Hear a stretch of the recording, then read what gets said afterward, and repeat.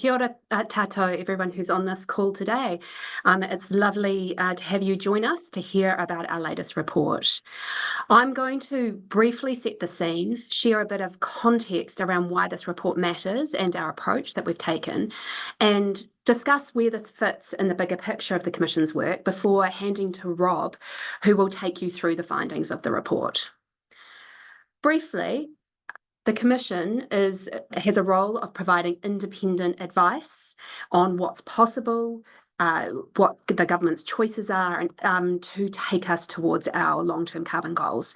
And we also have a role in independently monitoring how the country is tracking towards those goals. So where we take a clear view of the evidence and provide impartial feedback to government with that long-term focus in mind. And this is all about helping delivery, which is a shift happening globally. Countries are moving beyond simply thinking about setting targets to tackling the issues of how do we actually deliver on what we need to and sustain that over the coming decades. Looking at New Zealand, this is where the Commission's advice and monitoring becomes so important because it creates the transparency so that people can see how we're tracking. Delivery doesn't happen in the dark. Being clear about where we are at, what the challenges are, and what the choices are, allows the government to course correct. So in a way, we create an early warning system, which allows an adaptive approach over time. It also allows the public of New Zealand to have a clear read on how we're going, which creates the accountability for the government of the day and for all of us who are responsible for bringing down our emissions.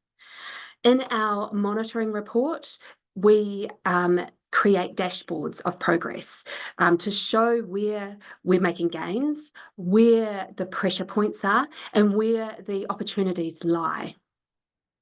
Each is building a picture over time, which creates a snapshot that form a series year upon year upon year. And that helps the government stay its course along the way, because in the end, every step matters here. That's what builds the progress across sectors and time. We have emissions budgets set in law, which are the 5-yearly caps on our emissions. And this gives the country something concrete to work towards. Like managing any budget, it needs regular check-ins to know where we're at and how we're tracking. And the work that we do is grounded in law, which creates consistency and stability over time so that people who are investing in climate action can have confidence that that investment is going to pay off. It makes it easier for our politicians to take action because there is a legal agreement about what we are all aiming for. And it creates that long-term certainty that businesses, communities need. Every year, we come back and monitor with using a clear structure. We report on measured emissions, we report on projected future emissions, and we kick the tires on the government's plan, including identifying emerging opportunities so that there is plenty of options for course correction. So since this is our second monitoring report, and since our report last year, which was our very first, we have for the first time assessed the government's second emissions reduction plan. And so that's a significant milestone in the system. And accordingly, we've updated the benchmarks from last time. We have pulled in the new data, so the new inventory data from 2023, supplemented that with emerging estimates from Statistics New Zealand from 2024, and looked and used the official projections to take us beyond that. So we're not just reporting backwards, we're also giving a forward-looking picture too. We've also refreshed our format, redesigned this year's report to make it more user-friendly based on feedback from stakeholders and government. And so now it includes different levels of detail depending on what people are looking for. Now,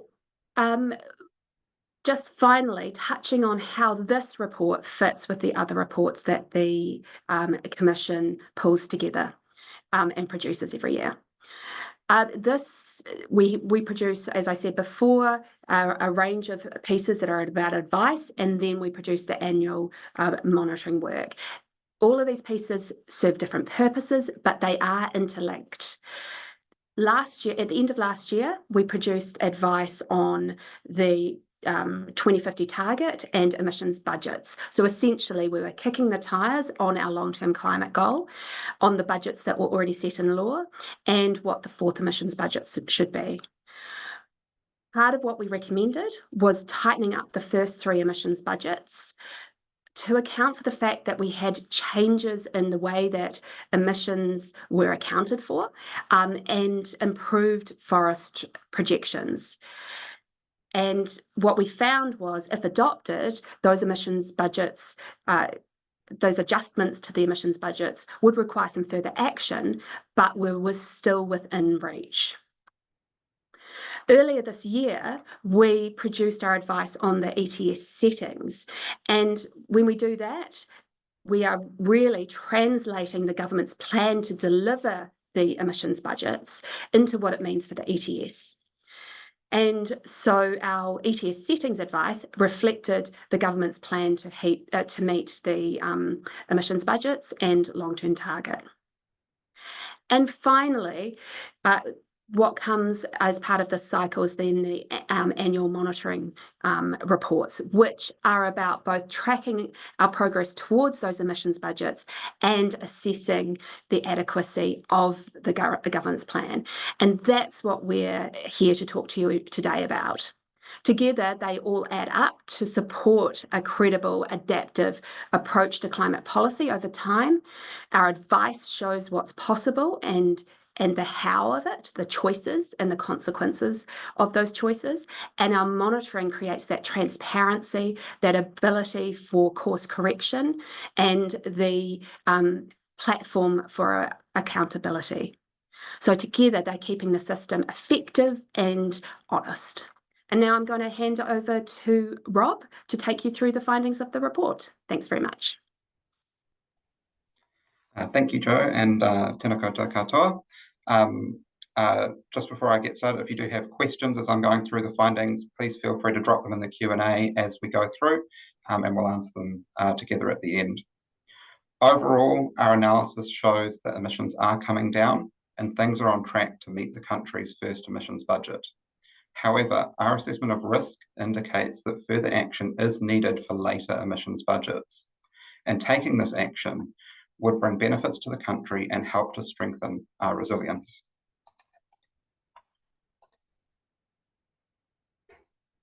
Emissions have been declining steadily since 2019, and we've seen that continuing in the latest data with a 2% reduction in the latest year of emissions data. The government's latest projections show that the first and second emissions budgets covering from now until 2030 would be met. For the third emissions budget, greater reductions would be needed from 2031 onwards to ensure that the budget is met. Our assessments are against the current budgets. Last year, the Commission also recommended revising budgets, as Jo mentioned, because there has been improvements to how emissions are counted, which makes them easier to meet. So we recommended the government change those budgets to bring them in line with the intended level of emissions reduction when they are set. The government's yet to make a decision on this, and if they do decide to change the budgets, it would mean that additional emission reductions would be required. The country is likely to meet the first emissions budget, which ends this year, due to a combination of emission reductions and improvements to how emissions are counted. For this budget, the window to make policy that's going to make a significant difference to meeting that budget has now closed, and the remaining risks are now largely external ones, which is sort of the combination of dry years and declining gas supply on our electricity system, risk to loss of forests, or changes to how emissions are counted in the next couple of years of the greenhouse gas inventory. The second emissions budget, which covers 2026 to 2030, can be met, but there are some areas of significant risk, and current plans are insufficient to meet the third emissions budget covering 2031 to 2035. There's a 9 megatonne gap for this budget, where action to reduce those emissions hasn't been planned for yet, and there's also a number of significant risks identified, as you can see on the graph here. The key areas of risk for those future budgets are in energy and industry. We've seen risks around electricity generations emissions increase in the last year, and it's now unclear whether planned emission reductions using carbon capture and storage will be realised. There is a risk around relying on a single sector, with 46% of planned emissions changes in the third budget coming from carbon removals using forests. And around the late 2030s, the net emissions cap within the New Zealand Emissions Trading Scheme is expected to reach 0, and that can limit the scheme's effectiveness beyond that point for driving emission reductions. The risks identified show the importance of allowing a significant buffer when creating emission reduction plans to ensure that budgets can be delivered despite changes outside of the government's control. Further action is required before the third emissions budget to address these risks in order to ensure the budgets are met. It is possible to meet the third emissions budget and the 2050 target while also reducing risk for the second emissions budget. The main opportunities are in renewable energy, transport, and agriculture. Lower prices for solar, electric vehicles, and batteries could help accelerate the shift to an affordable and reliable low emissions energy system. Supporting farmers and growers to use new technology and shift farm practices will increase Aotearoa New Zealand's competitive advantage and increase the return on government investments in public research in these spaces. And supporting private sector and Māori-led climate action can deliver additional reductions and wider benefits without significant fiscal cost. Practical steps the government could take to support action in these areas include a considered and well-signalled evolution of the New Zealand Emissions Trading Scheme structure to drive emission reductions, integrated planning for urban development and transport infrastructure, and optimising freight movement across road, rail, and coastal shipping, and supporting extension and advisory services for farmers while incentivising early uptake of new farming practices and technology. Making changes can support the economy. 70% of Aotearoa New Zealand's export value goes to countries that now have mandatory climate reporting in place or proposed. And many ways to cut emissions also help communities to stay strong and healthy and support the environment. For example, accelerating the transition to clean transport would reduce the air pollution that harms people's health and could save $1.1 billion a year by 2035. And upgrading homes lifts energy efficiency and protects households from high costs and poor health. Due to the risks identified, we have included a recommendation in this year's monitoring report setting out how the government can get back on track. We consider that requires both structural change to the emissions trading scheme and additional targeted policies to support it, the areas with greatest potential for reduction being in renewable energy, transport, and agriculture, as covered earlier. Action is needed urgently, as many of the options that would make a difference can take time to take effect.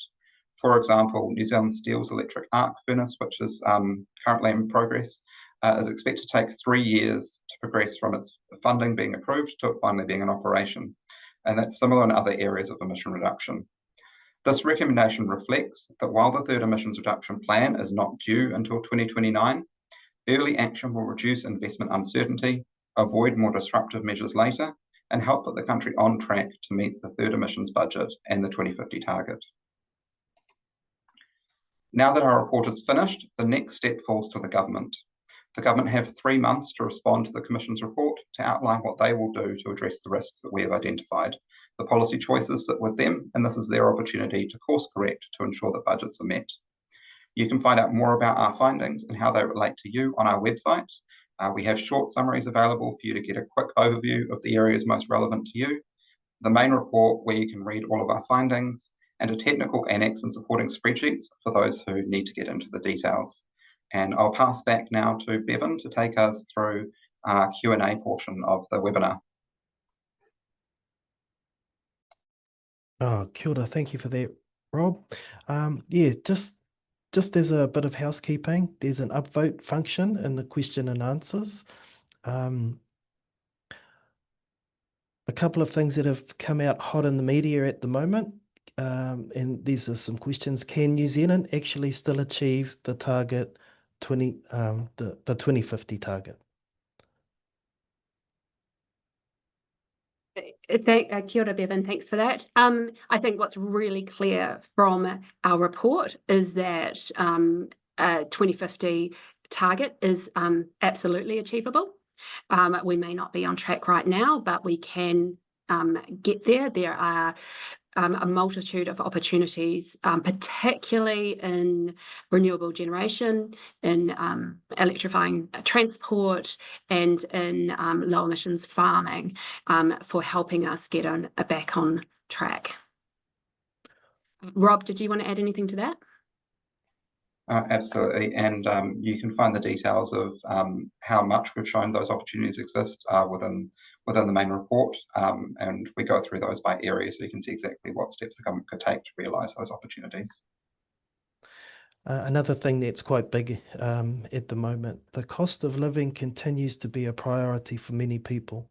Can New Zealand afford climate action at the moment? Thanks, Bevan.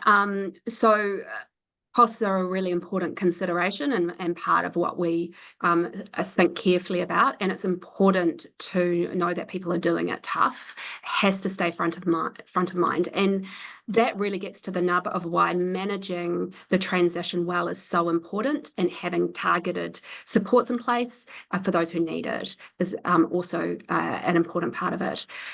The key thing here is done right, and done well, the climate action actually lowers costs and can strengthen the economy. So we're talking about cheaper household energy bills, better access to our export markets, creating new jobs and clean industries. And we're seeing that already. We've got startups and businesses taking advantage of the opportunities globally right now. For example, Kogo in Wellington, Fabrin in Christchurch, in Northland are all examples of New Zealand companies exporting to the world their solutions. And I think this comes to the nub of it, that climate action is, yes, there are some costs to the transition that's really important to pay attention to, but climate action also comes in hand with economic opportunity. And that is where real potential lies here, and how we undertake the transition. Rob, Kia did ora, you have Joe. anything you wanted to add? Okay, we'll go back to the top of the questions. Casey McDonald, can you give more detail on how your benchmarks have changed? Thanks. Yep, absolutely. So in last year's monitoring report, our monitoring was focused on the first emissions budget. And so the benchmarks that we used for that was based on what we expected to happen to emissions at the start of the budget period if no further policies were put in place, compared to the sector benchmarks that were set out in the first emission reduction plan. And looking at the difference between those two gave us how much we expected emissions needed to change for each area to monitor against. Since then, the second emissions reduction plan has been published, and so we've kept that same baseline of what did we expect to happen in 2022 at the start of the budget period, but we're now comparing that to what the government aims to achieve through the second emissions reduction plan, as set out in the modelling that they did to support that plan. And we know that for the third emissions budget that those projections don't get to the level needed to meet the budget. So we've also looked at the demonstration path that the Commission produced as part of its budget's advice last year to show what the level of feasible emission reductions are that could go above that plan by the government, to see where that further change could come from to ensure that the budget could be met. Okay, this I've gone to upvotes view. Do the emissions budgets meet the NDCs? Do you want to take this, Rob, or shall I?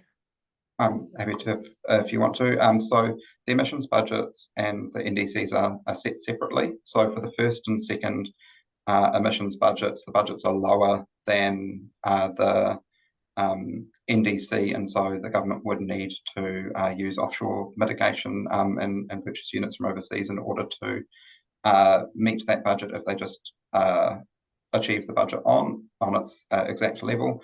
The government could choose to overachieve the budget in order to reduce the amount that it might need to do offshore to meet that NDC commitment going out to 2030. For our second commitment period, that aligns pretty closely to the third emissions budget.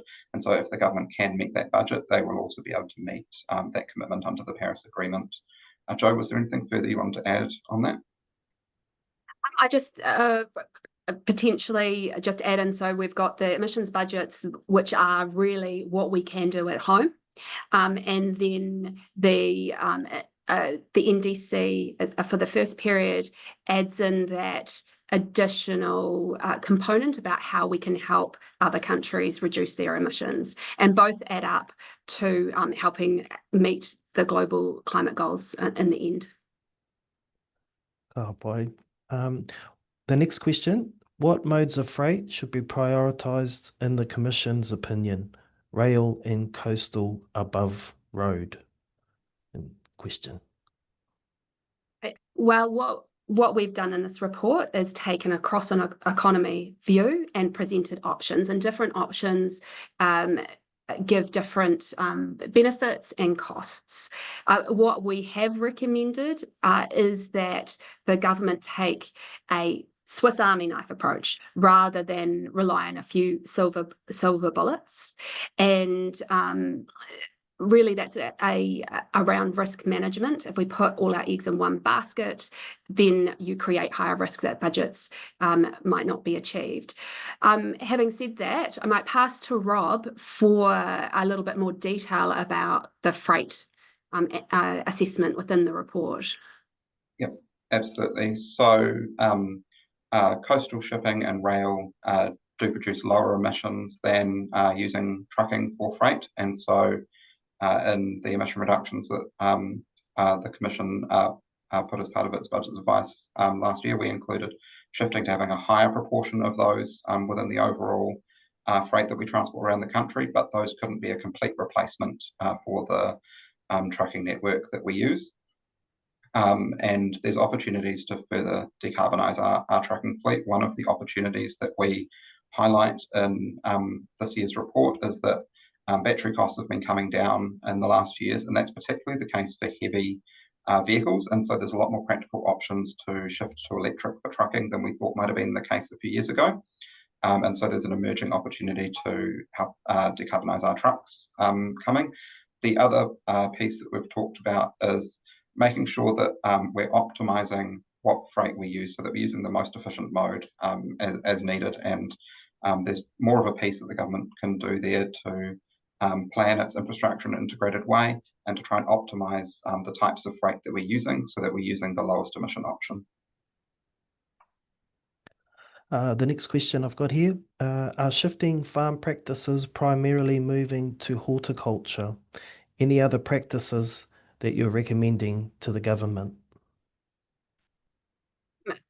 Before I hand over for Rob for a bit more detail, we are, again, not going to the specifics of one pathway to reducing emissions. So we're taking that broad approach of spreading risk across the economy and also spreading the opportunities as well. So we're not recommending any specific particular land use or particular technology over another. When it comes to farming, there's not going to be a one-size-fits-all approach, and there doesn't need to be. The important thing here is that every part of the sector has a clear path forward and is supported to uptake the tools, the approaches, or the change in land use that works for them in their circumstances. Having said that, Rob, do you want to cover off any more detail around the sectoral analysis? Yeah, absolutely. The key thing is making sure that farmers have access to the full toolkit and are using the tool that works best for their farm. So in some cases that will be the technological solution, but in other cases there's ways that they can manage their farm differently that can improve emissions as well. That can be optimizing their stocking rates that they're using, that can be looking at how they use fertilizer on their farm, and it can be improving the efficiency of their processes that all sit alongside the technology changes that they might use or the changes to how they might use their land. Ka pai, the next question we've got here, what are the best ways to incentivise electrifying everything? Do we need bans on high pollution technologies well signalled in advance? So a clear and stable policy environment that is predictable for people is really important, especially for sectors like electricity, where people are making long-term investment decisions. In the report, we don't go into specific policies, but we do talk about the opportunities and the barriers that policy can target to actually make it easier and more straightforward for people who are investing in low emissions options. Rob, do you want to add in some more of the detail? Yeah, absolutely. I think the key thing in the electrification space is that renewable electricity in most cases is already the cheapest option for people to use. So a lot of the solution is about removing the barriers that are preventing people use the best solution for them. Sometimes that can be a specific regulatory issue for them. It can also be the high upfront cost that the changeover of capital needed could be for that sector. The broader picture there as well is what is the consenting regime enabling, and what are the financial incentives for them to make change. So having a well-functioning New Zealand emissions trading scheme will help drive people to make the most efficient choices they can as well, and enable that greater electrification. The largest opportunity beyond farming is electricity generation. What policies have been considered to address this?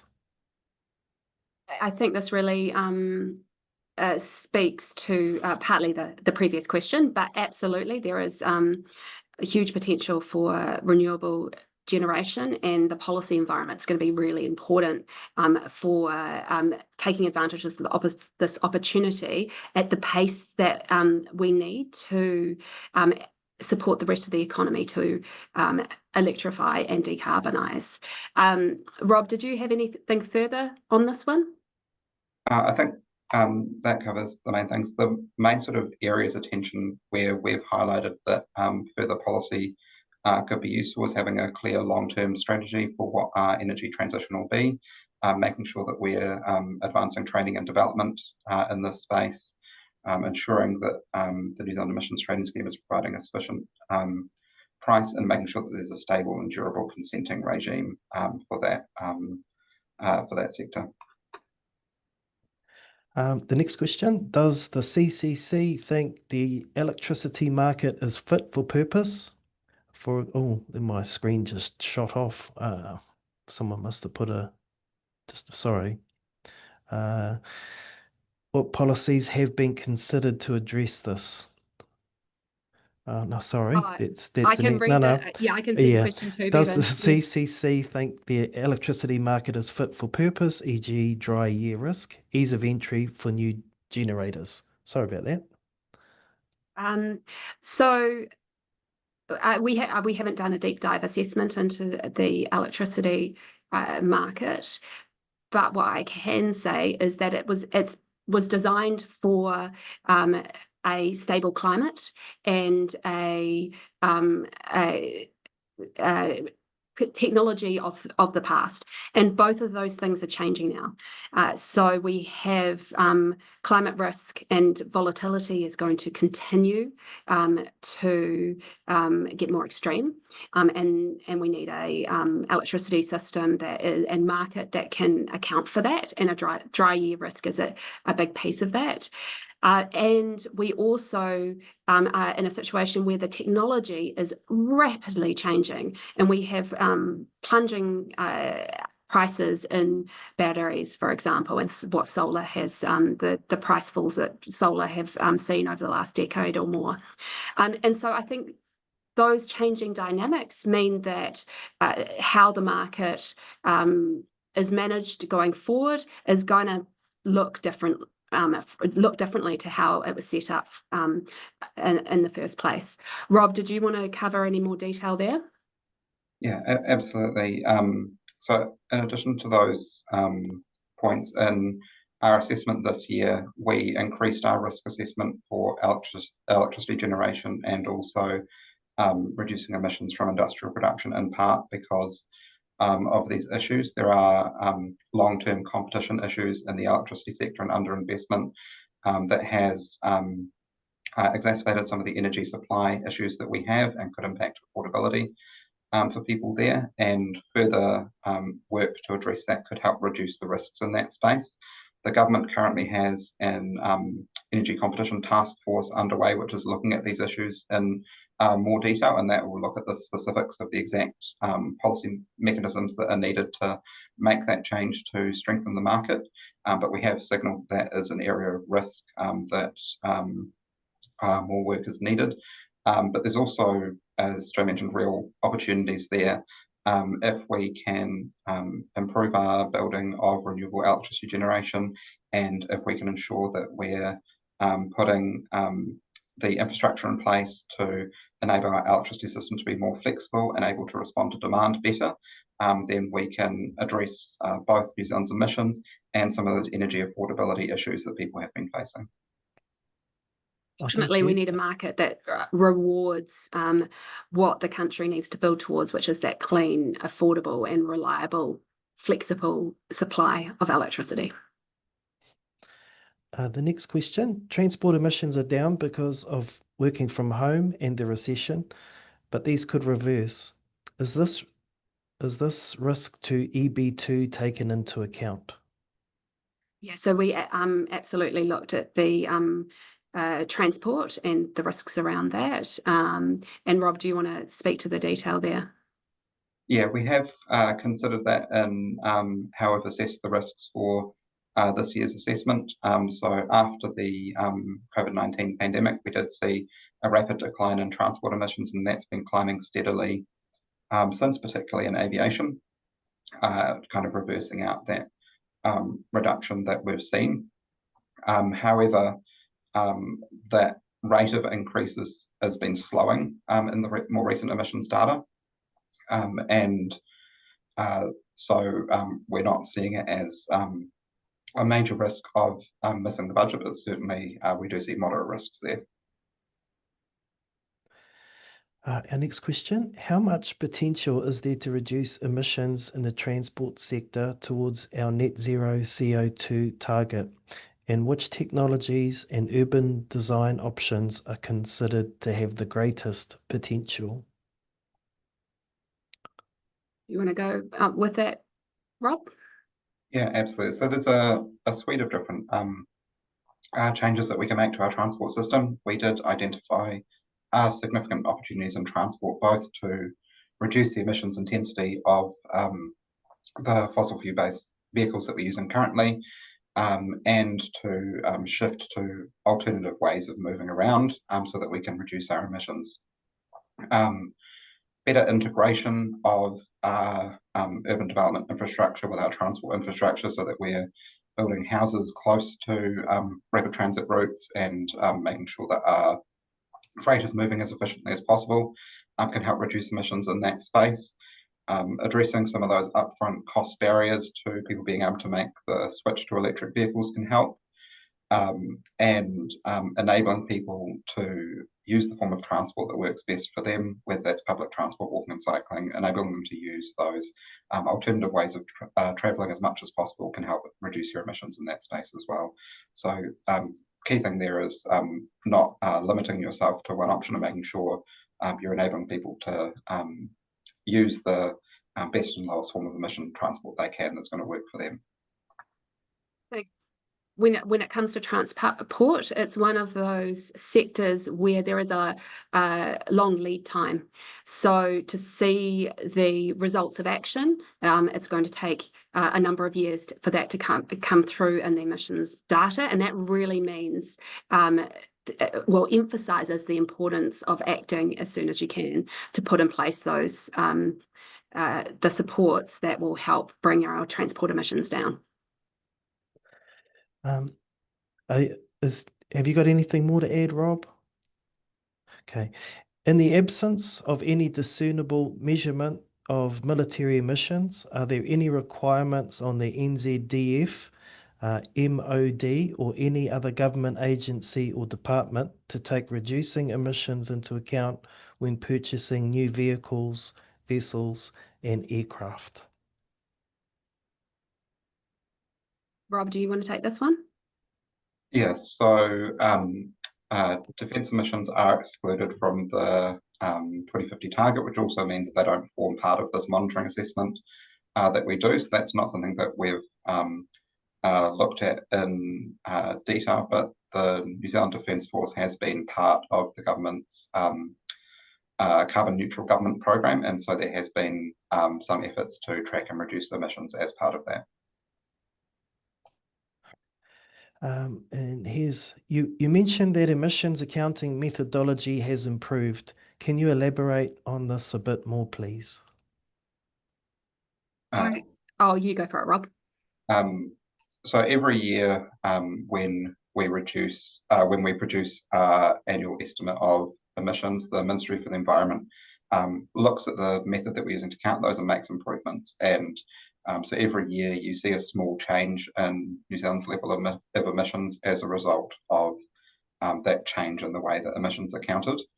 And for the first emissions budget, that's resulted in the budget being about 7 megatons easier to meet from our assessment. And there's also improvements in the second emissions budget that make that budget easier to meet as well. And so in the budget's advice that we gave last year, we recommended making some changes to bring those into line with the intended level of emission reduction from when they were first set. Those improvements are an independent process that the Ministry of Environment does, so it's not something that's being controlled by government ministers, and it just reflects an improvement to making sure that we're counting our emissions as accurately as we can. So ultimately, what we were part of what we were recommending with the emissions budgets was that if the methodology changes, then flow that through to the way the budgets are set, so that we're ultimately comparing apples with apples. Ka pai. What is the logic behind including carbon capture and storage as a viable drawdown solution, given the technology remains laughably unproven and implausible for bringing to scale? So the carbon capture and storage is part of the government's strategy for the second emissions budget period. We've taken a look at that as part of the monitoring, and certainly in the short term, it seems like it's not going to be viable for the particular use that it's been identified for various reasons. Longer term, with the world having breached for the first time at 1.5 degrees on 1 year last year. Technologies, a range of technologies that are emergent now still need to be kept on the table, because we are going to have to draw down more emissions over the long term to get us back to 1.5 degrees Celsius. So we've looked at a CCS in terms of the short term, but there's an acknowledgement that we're going to need a broad strategy globally to get temperatures in check. Rob, did you want to talk to the detail of our assessment for the short term? Yeah, so we've flagged risks in our assessment around, as Joe mentioned, specific carbon capture and storage projects that the government had expected to come in as part of its modelling for the second emission reduction plan. And so we've made an assessment of significant risks for the gas production sector as a result of those risks around the viability of that carbon capture and storage. The Commission's assessment has been for some time that carbon capture and storage is not viable with our current regulatory framework in place and at the current price that the New Zealand Emissions Trading Scheme is at. As Joe mentioned, it can be a viable technology for future, but at this point in time, there are other technologies that are cheaper to implement that are likely to come in before carbon and capture and storage plays a significant role in reducing the emissions unless there's further regulatory change in that space. What are the Commission recommendations about the use of forests to help meet carbon removal, especially about best practices, i.e. native trees versus pines, no clear cutting, etc.? Thank you for your mahi. So at the very high level, the Commission has made a number of recommendations around forestry over the last 5 years.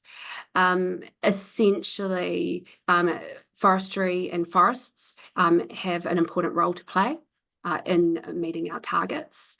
What we have highlighted in this piece of work, in particular, the risks around over-reliance on forestry, particularly in the third emissions budget period, where I think the carbon storage is meeting around 50% of what's needed for the budget.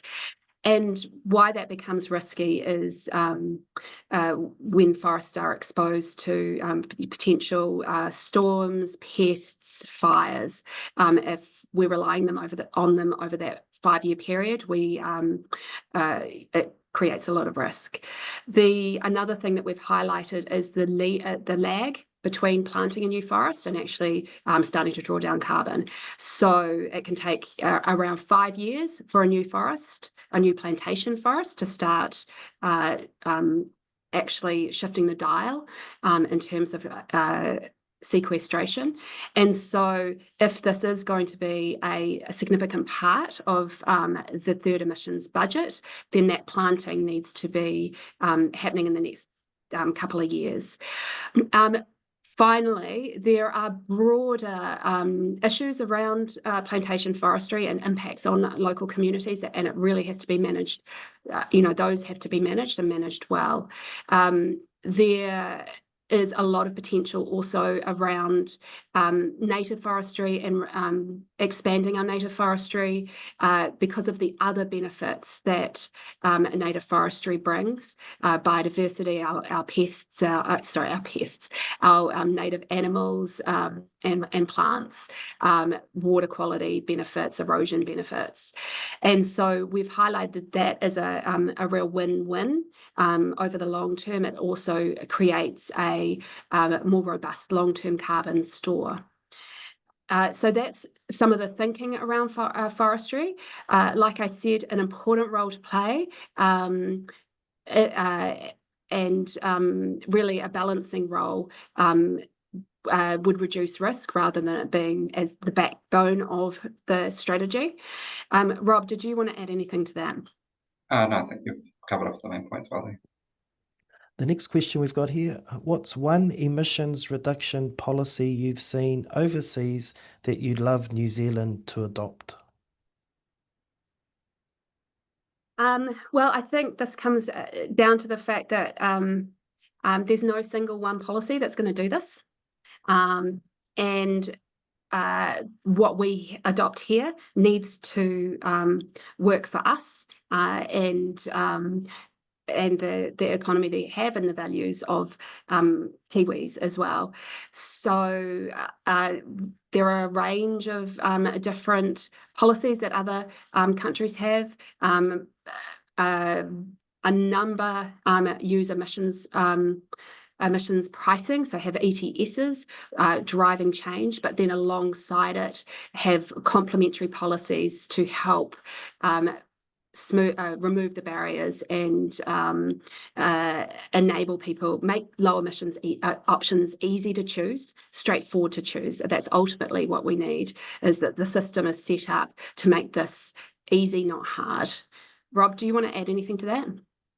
I think that covers it really well. And through analysis this time, we found opportunities across renewable energy, transport, and agriculture. It wasn't sort of concentrated all in one sector. There's opportunities across the board to go further in making emission reductions. What role do you envisage for nature-based solutions?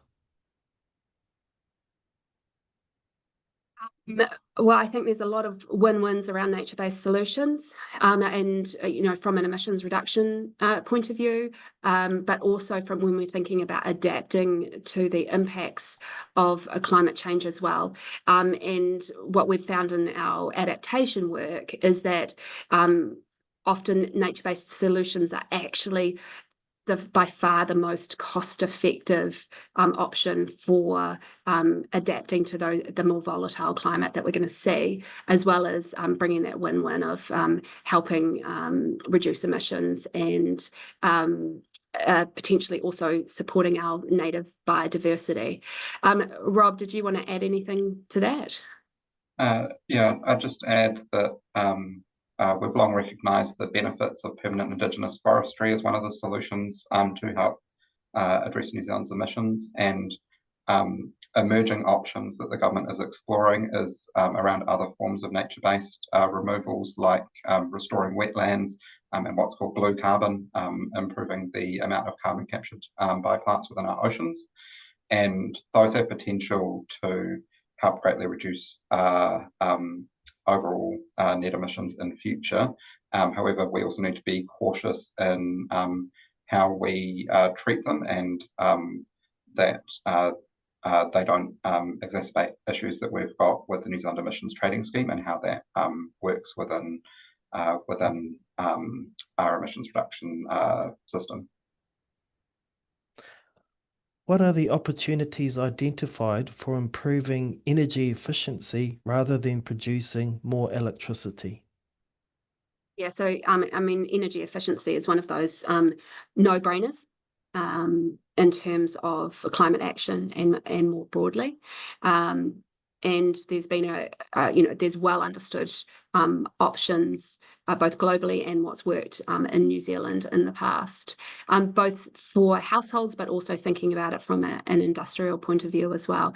Rob, did you want to go into the details within the report? Yes, obviously we highlight that energy efficiency has an opportunity to reduce those demands on the electricity system at peak times and over winter, that can help reduce our reliance on using fossil fuels for peaking demand in the electricity system, so that can help bring down our emissions. It also can carry real benefits, so improving the quality of our homes also can help reduce health conditions and improve the affordability of people keeping their homes warm in winter. So there can be other side benefits to those energy efficiency changes as well. This one's feeling familiar. We might have answered this one already. The largest opportunity beyond farming is electricity generation. What policies have been considered to address this? Yeah, we've definitely done that one, Bevan. Okay. Are there any mitigation options that could not be modelled but might have real potential for emissions reduction? Do you want to handle this one? Yeah, so as we mentioned earlier, there are those nature-based solutions around sort of restoring wetlands and blue carbon that aren't something that we've quantified within our modelling. That is somewhere that New Zealand could go with further emission reductions. And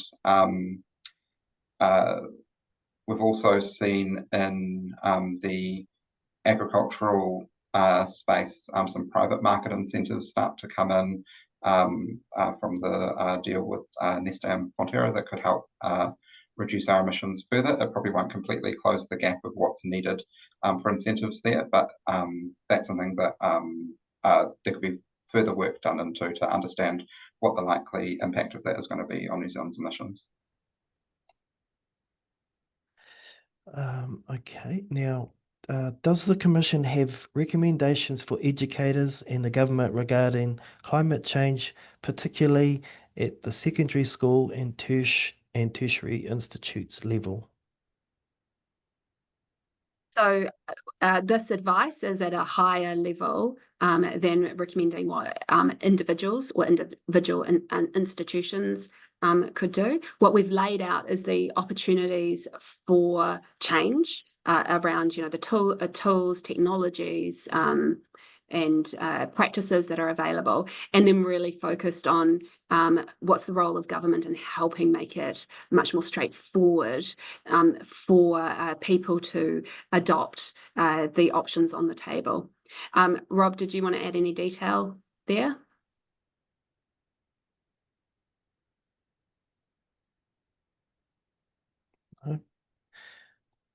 Okay, the adoption of methane reduction technologies are key to our ability to meet EB3. What is the Commission's recommendation on supporting and accelerating adoption? Yeah, so we've definitely identified that key opportunity is around agriculture and low emissions options in agriculture in this piece of advice, and we really take a approach of there's not one size fits all.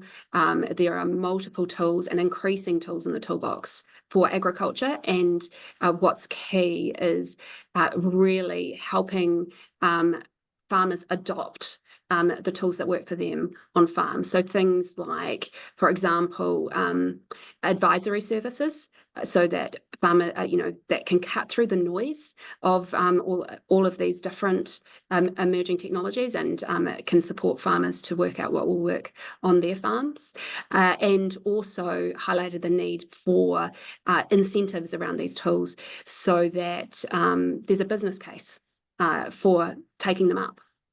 Rob, do you want to add to that? I think you covered it really well. I think the key thing just to highlight there is in addition to the existing toolkit that farmers already have to reduce their methane emissions, we're seeing a number of new technologies hitting the market. So a bolus to enable them to reduce dairy cattle emissions, eco pond, which can help reduce emissions from waste on farms.